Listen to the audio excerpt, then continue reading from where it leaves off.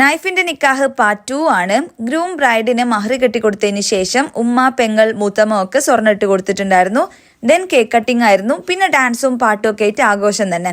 എത്രയൊക്കെ ആഘോഷത്തോടെ സന്തോഷത്തോടെ കാത്തിരുന്ന് നടന്ന കല്യാണമാണെങ്കിൽ പോലും ഈ ഒരു മൊമെന്റ് എന്ന് പറയുന്നത് ഏതൊരു പെൺകുട്ടിയുടെയും ഹാർട്ട് ബ്രേക്കിംഗ് മൊമെന്റ് ആയിരിക്കും. സ്വന്തം ഫാമിലിയിൽ നിന്ന് മറ്റൊരു ഫാമിലിയിലേക്ക് പോവുക എന്നുള്ള ആ ഒരു ഫീലും എന്താണെന്നറിയില്ല, ആ സമയത്ത് ഒളിപ്പിച്ചു വെച്ച കണ്ണീര് വരെ ചാടിക്കൊണ്ടേയിരിക്കും. ഒരിക്കൽ ഞാനും ഇതുപോലെ കരഞ്ഞിട്ടുണ്ട്. നിങ്ങളും കരഞ്ഞിട്ടുണ്ടായിരുന്നോ?